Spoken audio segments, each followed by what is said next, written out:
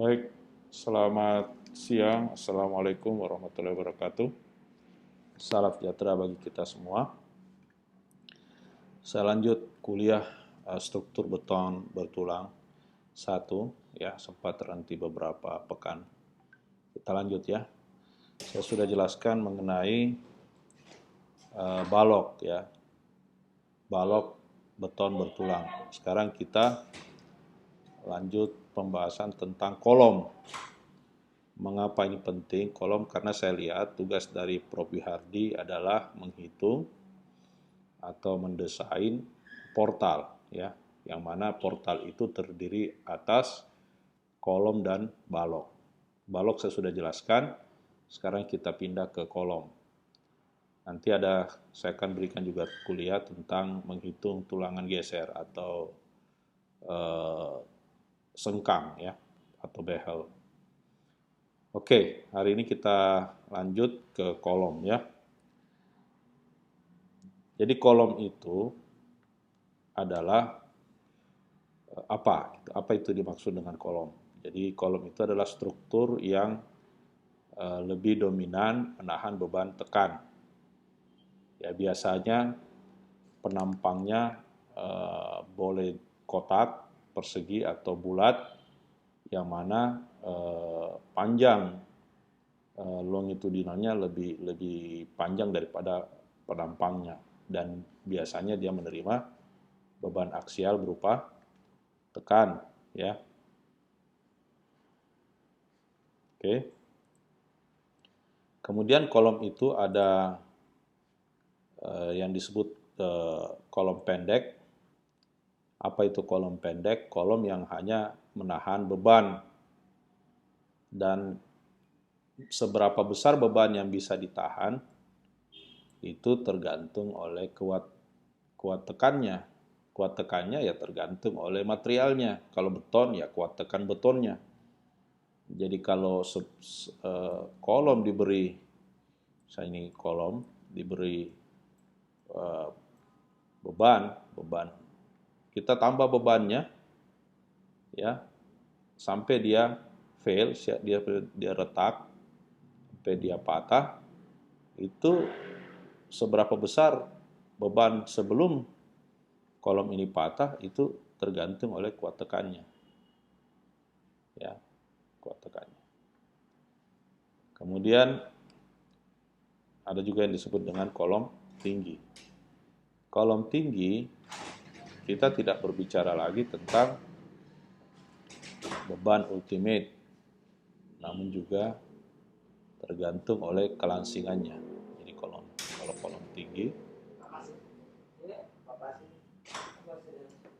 kolom tinggi, misalnya, sorry gambarnya kurang bagus ini. Kolom tinggi bukan hanya dari kuat tekannya, tapi juga kelangsingannya, ya. Karena makin langsing ya makin mudah dia patah, ya, buckling. Nah, karena kenapa? Karena dengan kelangsingannya akan terjadi momen lentur, ya, momen lentur, dan tentunya deformasi lateral. Itu ya.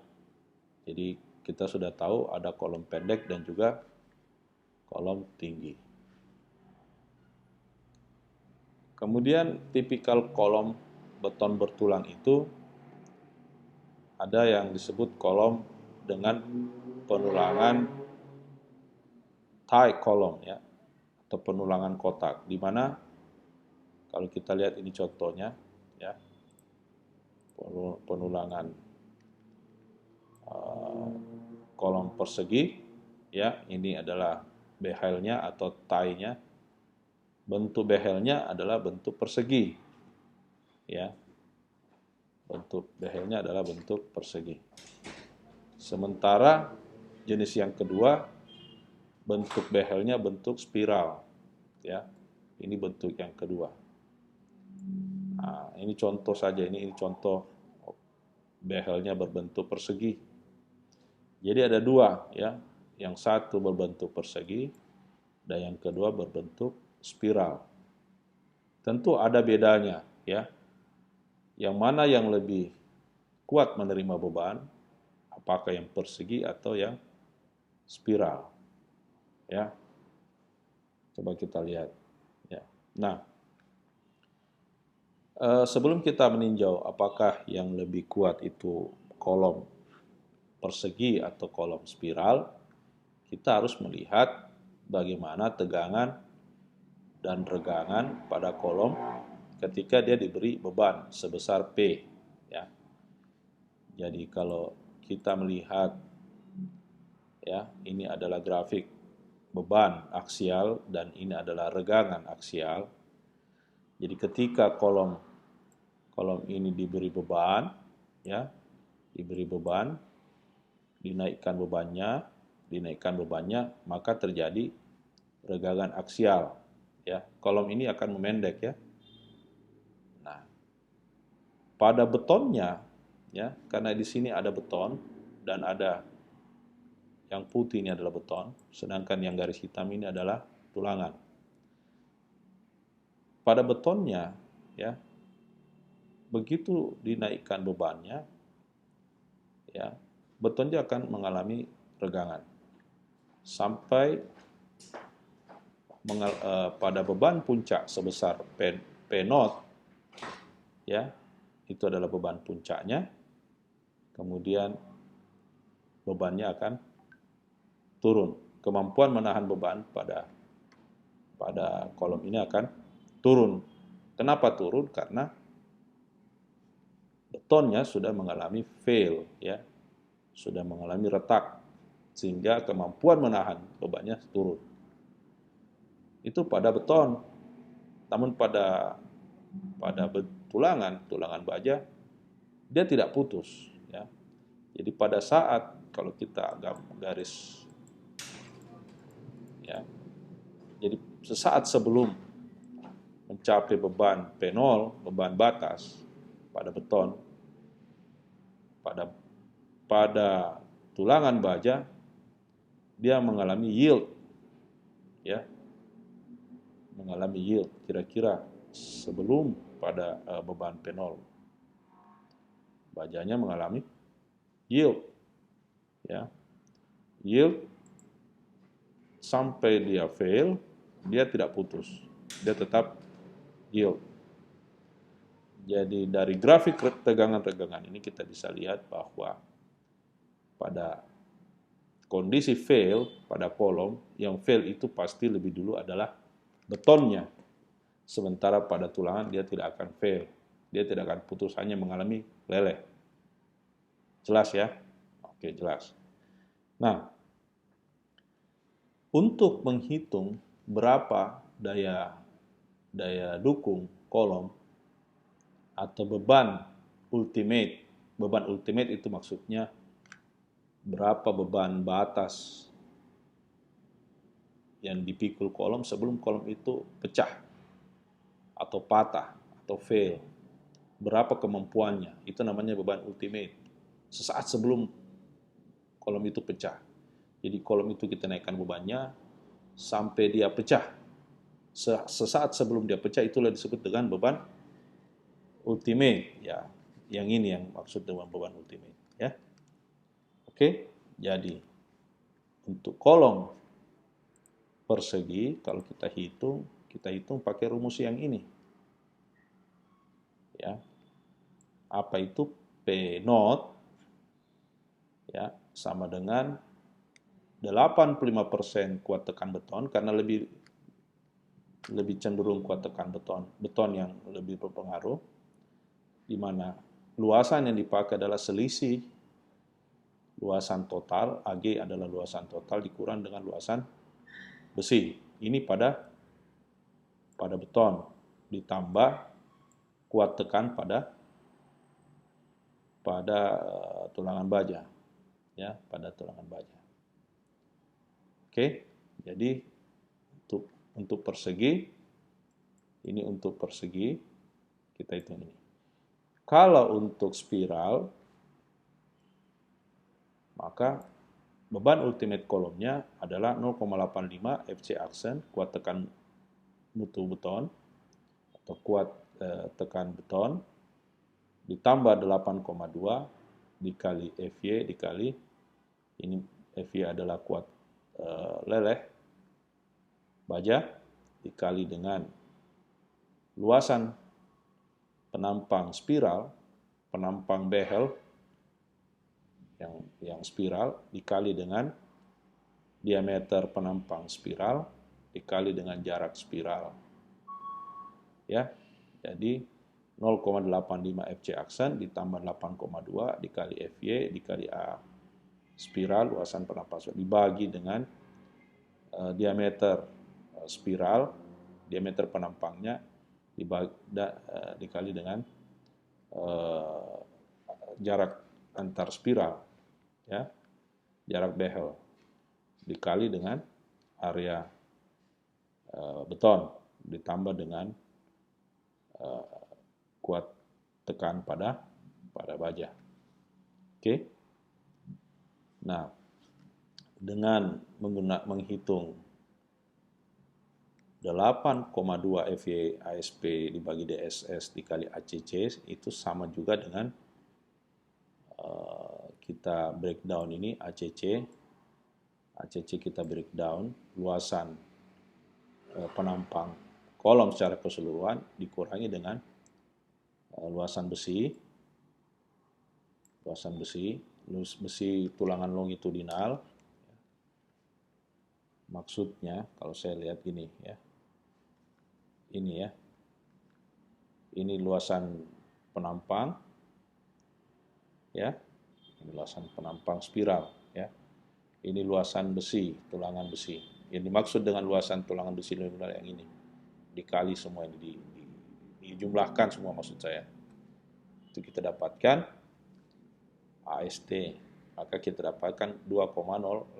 Jadi 8,2 FY ASP ini sama juga dengan 2,05 FY VS dikali dikurang 8,2 FY ASP AST dibagi DS. Atau kita tulis ulang, kita ganti ini dengan ini, maka kita bisa tulis ulang P ultimate-nya adalah 0,85 FC aksen dikali ACC ditambah 2,05 FY VS tambah FY AST kurang 1 dan seterusnya ya. Nah, itu untuk kolom persegi. Nah, kembali kita menjawab pertanyaan, yang mana yang lebih tinggi? Kolom persegi atau kolom bulat, atau kolom dengan tulangan behel persegi atau kolom dengan tulangan behel spiral? Kalau kita lihat sama-sama diberi beban, namun ada eksentrisitas. Ya. Eksentrisitas itu maksudnya beban yang bekerja tidak persis di as. Ya, kalau ini di as ya, kira-kira ini digeser dia, di sini dia, sebesar setengah dari tinggi penampang kolom. Apa yang terjadi pada kolom dengan behel persegi lebih mudah fail ya ketimbang dengan kolom dengan spiral. Jadi kolom bulat, boleh saya katakan kolom bulat jauh lebih tinggi beban ultimate yang dapat dipikul ketimbang dengan kolom persegi ya dengan eksentrisitas yang sama. Jadi kelihatannya dia hanya cracking saja, tapi kalau ini sudah pecah. Kenapa demikian? Karena pada kolom bulat seperti ini, dia ada efek confining. Kenapa? Karena kalau kita lihat, Anda bisa lihat sendiri, jadi jarak antar behelnya jauh lebih rapat karena dia spiral, dia dililit. Jadi efek confining ya daripada kolom dengan behel spiral ini itu meningkatkan kekuatan untuk memikul beban jauh lebih besar dibanding dengan kolom persegi yang tidak memiliki efek confining ya. Nah, kalau kita lihat di sini sangat jelas ya, sudah pecah betonnya dan sekali lagi tulangannya tidak putus, hanya meleleh.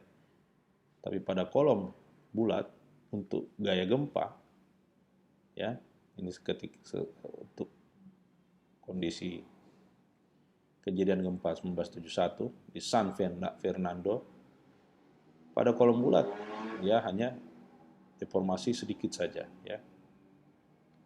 Jadi kalau berbicara ductile, jauh lebih tinggi duktilitasnya kolom bulat dibanding dengan kolom persegi. Nah, sekarang kita masuk ke pembahasan yang kedua. Kita sudah tahu tadi bagaimana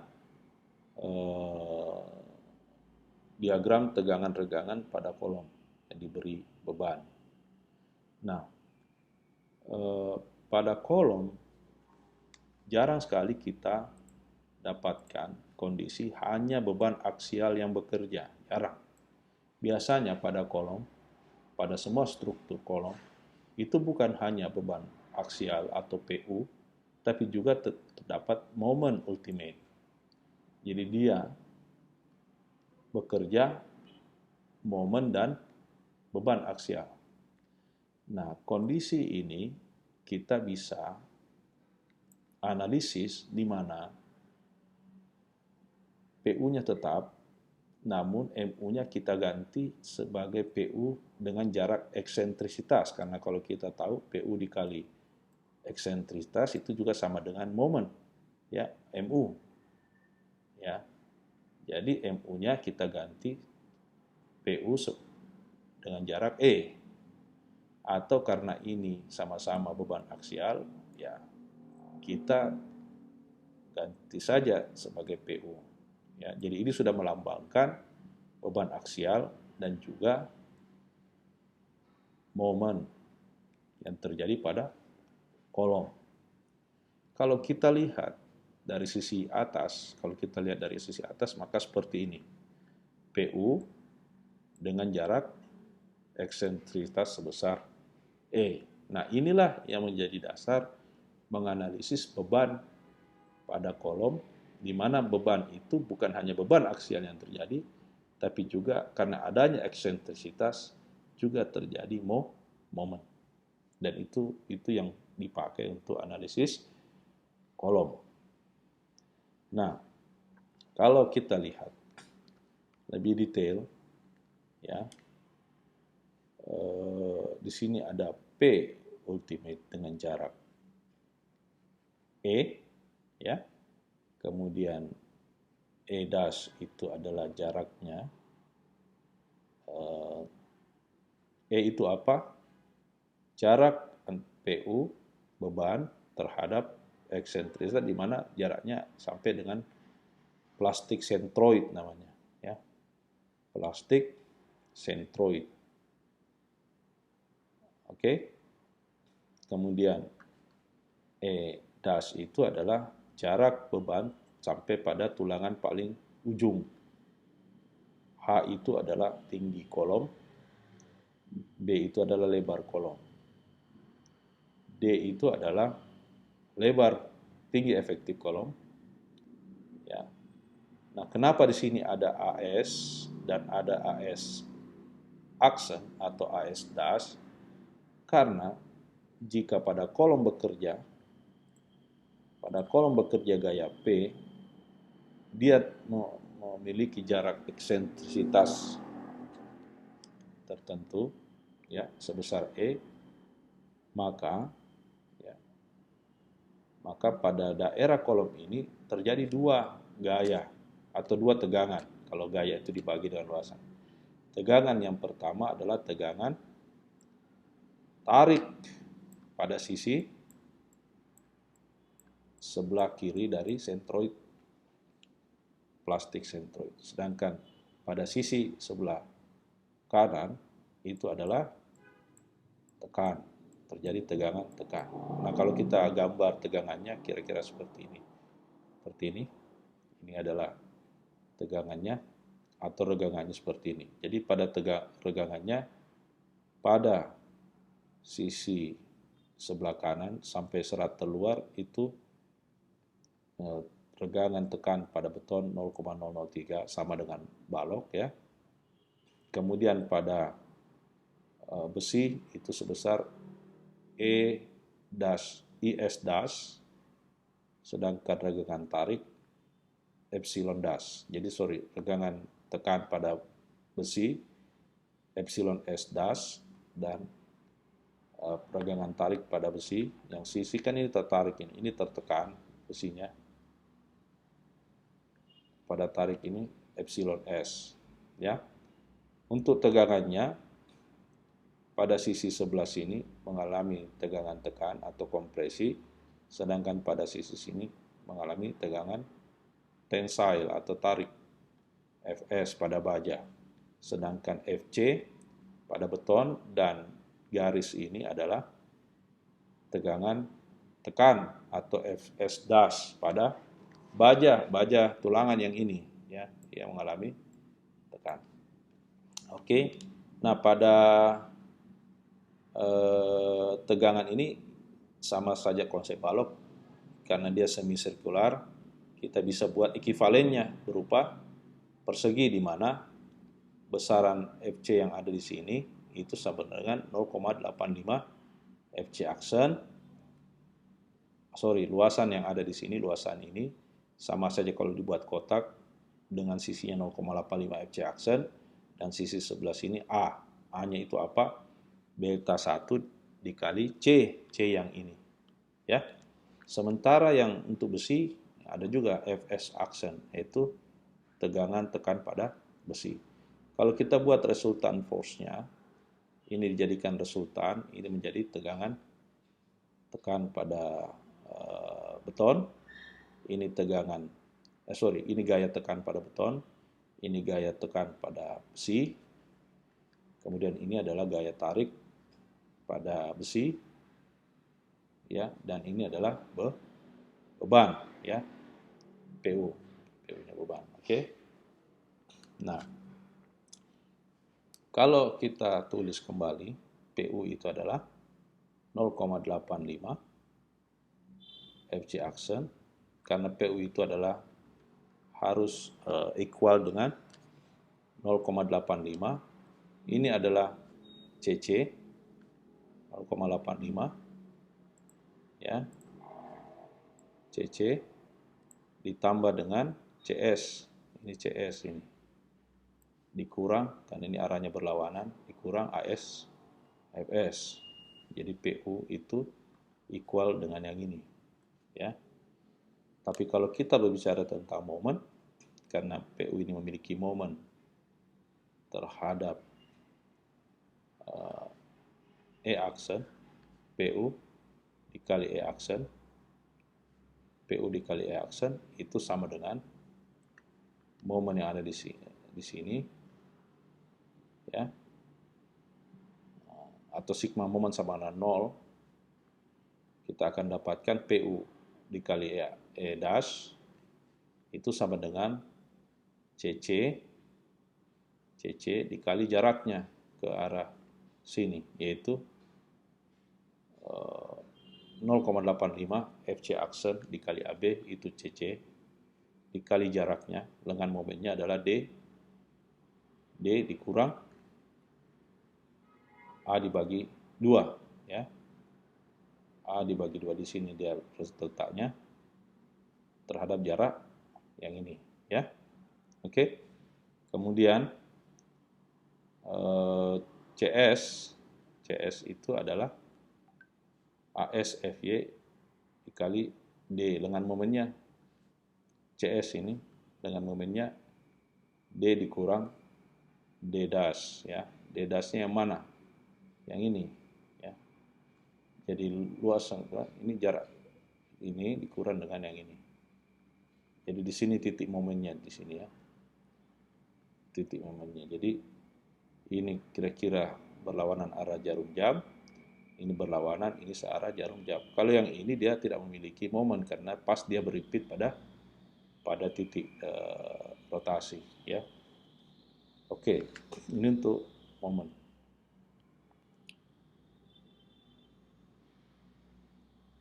Nah, kalau kita lihat sisi dalam, ya, kita lebih close up, lihat sisi dalam, maka P0 ya, kita pindahkan PU itu, misalnya PU yang tadi di luar kita pindahkan ke dalam ya sebagai beban aksial yang bekerja, maka beban aksial ini juga memiliki, kalau kita lihat dari ini dia akan memiliki momen ya, di mana besaran momennya adalah 0,85 FC aksen dikali B dikali H dikali D kurang setengah H ditambah AS dash FY dikali D dikurang D dash ya.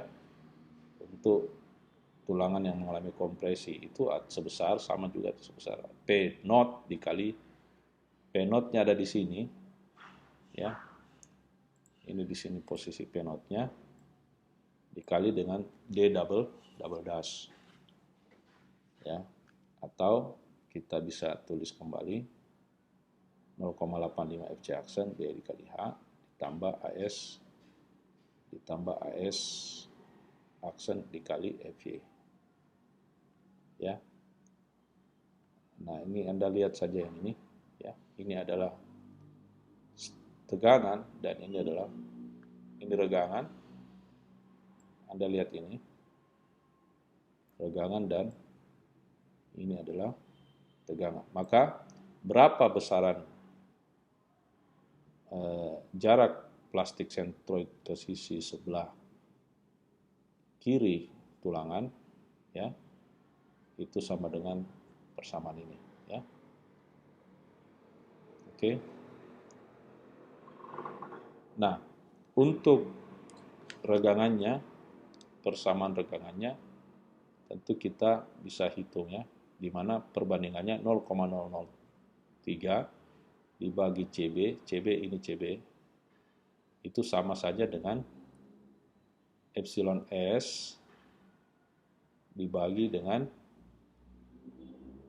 D epsilon S dengan jarak ini ya, atau jarak ini adalah D dikurang dengan CB ini ya. Jadi kalau kita mau menghitung berapa tinggi CB ya, kita lihat saja perbandingannya antara epsilon S dan epsilon C ya, dimana kita bisa dapatkan CB itu sebesar sekian 0,003 ES dibagi FY ditambah 0,003 ES dikali D. Jika AB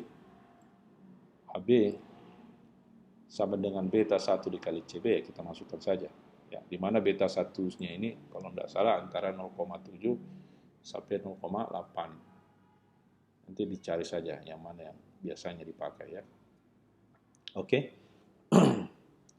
Nah, dengan melihat regangan pada kolom yang diberi beban dengan jarak eksentrisitas tertentu, maka kita akan melihat beberapa variasi, yang mana variasi-variasi regangan pada kolom ini menentukan apakah dia